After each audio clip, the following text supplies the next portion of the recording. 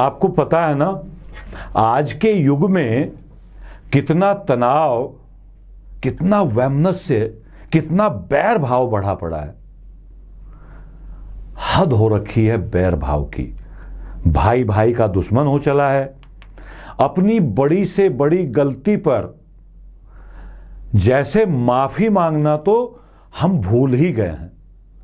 ऐसे में यदि आपसे मैं कहूं कि कुछ दिन पूर्व तक हमारे एक ऐसे पूर्वज थे जो गलती का जरा सा एहसास होते ही तुरंत माफी मांग लेते थे। कौन हो सकते हैं ऐसे पूर्वज? नहीं समझे? चलिए मैं बता देता हूं। उन महापूर्वज का नाम था, उन महान व्यक्तित्व का नाम था डॉक्टर राम मनोहर लोहिया। विश्व में मानवता के उपासक, विलक्षण प्रतिभा के धनी डॉक्टर राम मनोहर लोहिया 20वीं सदी के महान समाजवादी चिंतक थे। उनका जीवन दुखी, पीड़ित और शोषित जनता को समर्पित था। यानी मैं अपनी भाषा में कहूं तो गांव, गरीब, भूखे और झोंपड़ी को जिसने सबसे ज्यादा प्यार किया है, जिसने उनके लिए सबसे ज्यादा लड़ाई की है, उनका नाम था डॉक्टर राम मनोहर लोहिया, जिनके सुधार और उत्थान के लिए वे आजीवन संघर्षशील रहे और बहुत सारी समस्याओं को एड्रेस करके ही इस दुनिया से गए। अपनी गलतियों का एहसास होने पर क्षमा मांगने में उन्हें 1 सेकंड नहीं लगता था। जैसे ही उनको लगा कि उनसे कोई गलती हो गई है, सामने वाले के प्रति व्यवहार में, अपने घर में, समाज में, तो 1 सेकंड नहीं लगाते थे, तुरंत क्षमा मांग लेते थे कि मुझसे गलती हो गई है। उनके सपनों में एक ऐसा विश्व था, एक ऐसी दुनिया थी जिसमें मानवता के बीच किसी प्रकार का भेदभाव ना हो। डॉक्टर लोहिया विश्ववादी थे। केवल भारत की सीमाओं तक उन्होंने सोचा नहीं, पूरी दुनिया में क्या होना चाहिए, मानवता कैसे आगे बढ़े, ऐसा सोचते थे डॉक्टर लोहिया।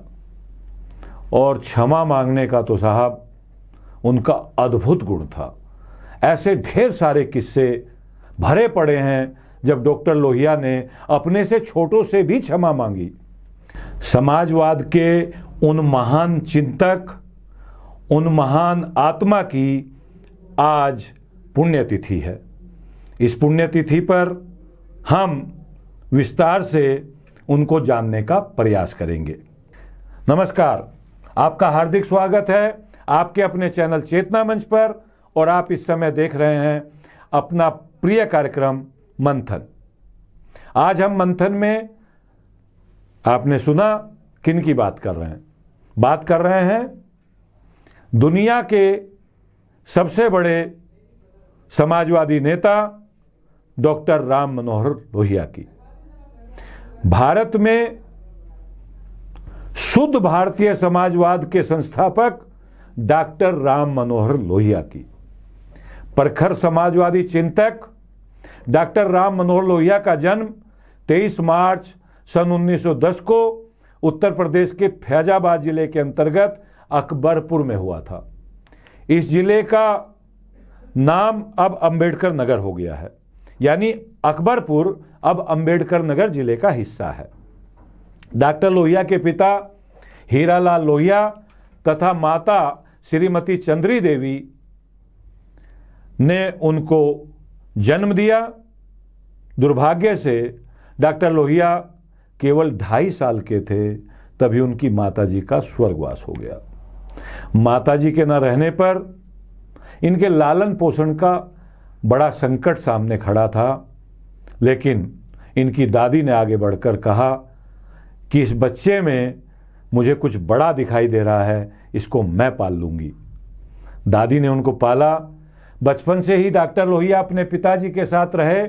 उनके जीवन से ही उन्हें राष्ट्र प्रेम की जो प्रेरणा मिली बाद के दिनों में वो उनके व्यक्तित्व में झलकती है, चमकती है और दिखाई देती है। गजब के ज्ञानवाद के प्रतीक डॉक्टर लोहिया की प्रारंभिक शिक्षा अकबरपुर के प्राइमरी स्कूल से प्रारंभ होती है। अकबरपुर की पढ़ाई पूरी करके उनके पिता के सामने एक सवाल था कि डॉक्टर लोहिया को कहाँ पढ़ाया जाए।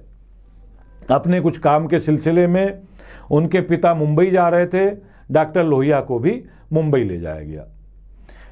डॉक्टर लोहिया ने मुंबई से मैट्रिक पास की, बनारस से इंटरमीडिएट पास की, कोलकाता के विद्यासागर कॉलेज से, आपको याद होगा ये कॉलेज, इस कॉलेज में से बड़े बड़े नेता निकले हैं भारत के अंदर।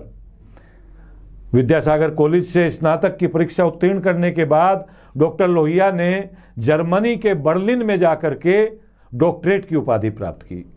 डॉक्टरेट की उपाधि के लिए डॉक्टर लोहिया ने प्रोफेसर बर्नर्ड जाबर्ट के निर्देशन में नमक सत्याग्रह पर अपना शोध कार्य पूरा किया। यहां आती है महत्वपूर्ण बात। नमक का जो आंदोलन महात्मा गांधी भारत में चला रहे थे, उसी के ऊपर डॉक्टर लोहिया ने अपना शोध का काम पूरा किया। इसी शोध ने उन्हें भारत के प्रति, भारत के दुख के प्रति, भारत की गरीबी के प्रति, भारत की गांव, भूख और झोंपड़ी के प्रति चिंतक बना दिया और एक नई दृष्टि दे दी। डॉक्टर लोहिया सन 1933 के प्रारंभ में जर्मनी से भारत लौटे और भारत लौटने के बाद समाज के उत्थान में कूद पड़े और उन्होंने तय कर लिया कि जब तक समाज में भूख रहेगी, जब तक देश के किसी भी गांव में झोंपड़ी रहेगी, जब तक इस देश में गरीबी रहेगी, तब तक वे अपने घर नहीं रहेंगे और उन्होंने यात्रा प्रारंभ की। डॉक्टर लोहिया के पास दो जोड़ा कपड़े थे। एक जोड़ा कपड़े उनके कंधे पे लटके हुए थैले में होते थे और एक जोड़ा कपड़े वो पहन रहे होते थे। जहां कहीं रात हो जाती थी उसी गांव में रुक जाते थे, पहने हुए कपड़े धो करके सुखा देते थे, अगले दिन दूसरे कपड़े पहनते थे। इस प्रकार पूरे देश के गांव, गली, मोहल्ले तक डॉक्टर लोहिया गए। देश की स्वतंत्रता से पूर्व वे भारत में ब्रिटिश साम्राज्यवाद का मुखर विरोध कर रहे थे और आज़ादी की लड़ाई में पूरी तरह से शामिल थे। कई बार उनके चिंतन को, उनके काम को पढ़ते हुए कुछ लोग समीक्षा करते हैं कि डॉक्टर लोहिया का आज़ादी के आंदोलन में कोई बड़ा योगदान नहीं है।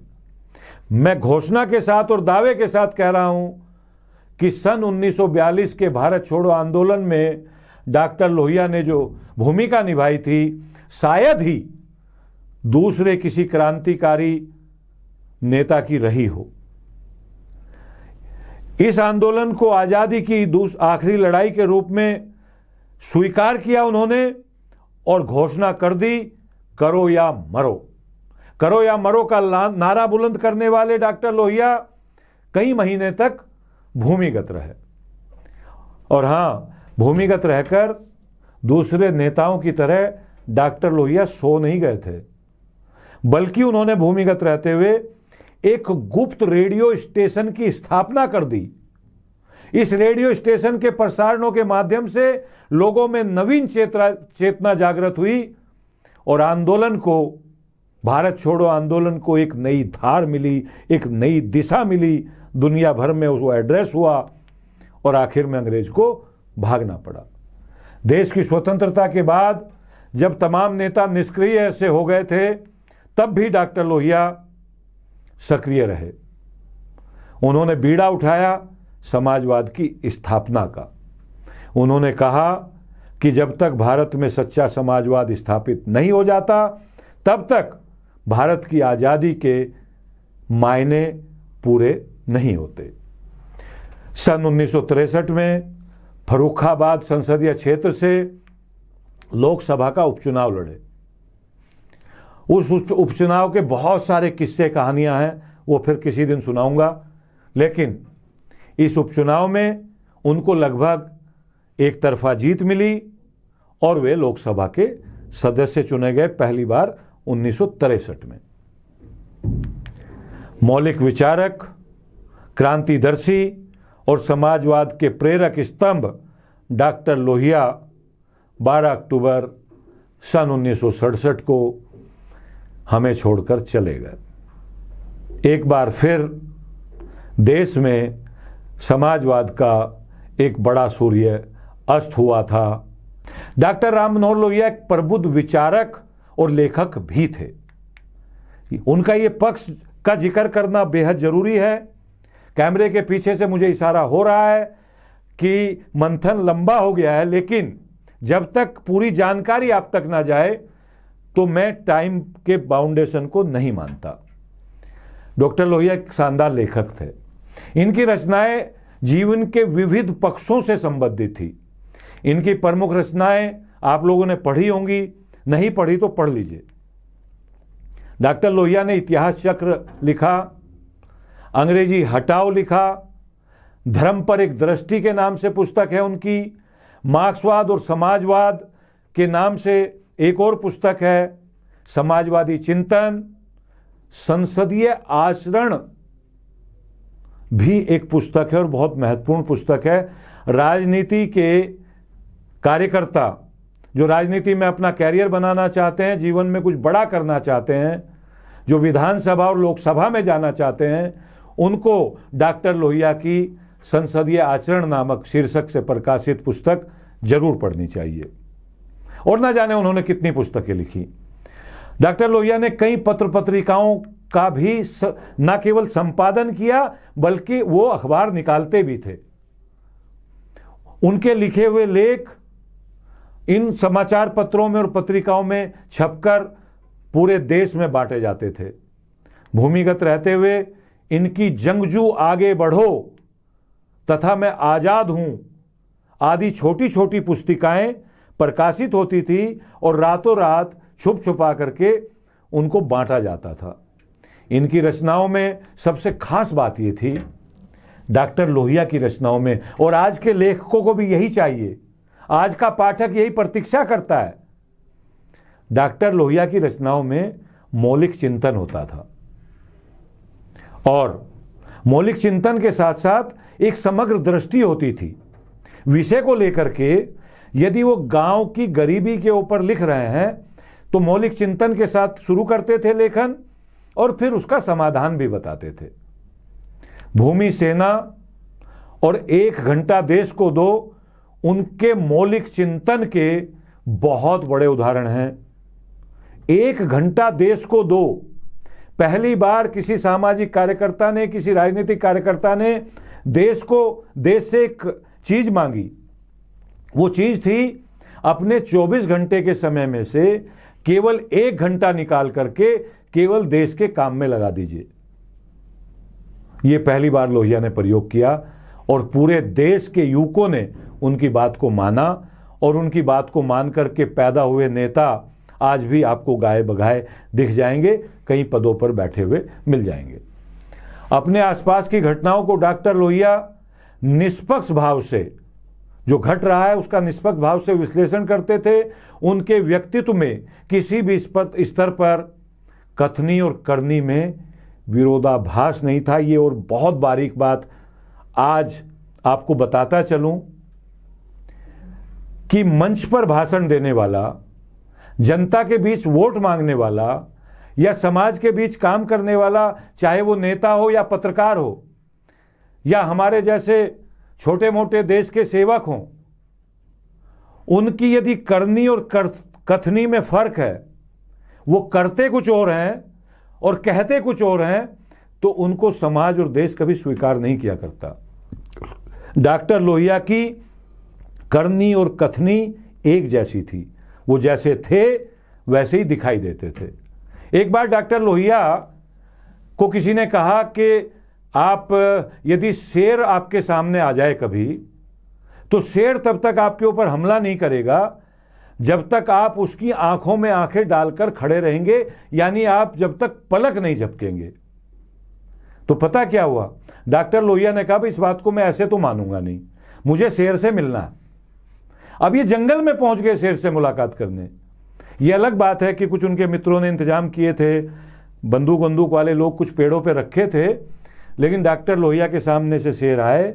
डॉक्टर लोहिया उनके शेर के सामने आंख डाल करके आंखों में आंखें बिना पलक झपकाए, कुछ लोग कहते हैं कि 30 सेकंड 35 सेकंड, कुछ मित्र उनके 1 मिनट भी कहते हैं। तो वो इस तरह के प्रयोग भी करते थे, यानी जो करते थे वही कहते थे, और जो कहते थे वैसा ही करते थे। ये थे डॉक्टर राम मनोहर लोहिया।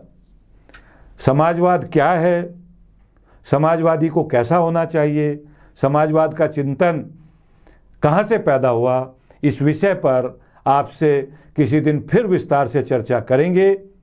आज बस इतना ही। आप अपना और अपनों का खूब ख्याल रखना, खूब आनंद में रहना, हंसते और मुस्कुराते रहना। आपके भीतर बैठे परमपिता परमात्मा को प्रणाम करता हूँ, मेरा प्रणाम स्वीकार करें। जय हिंद, जय भारत।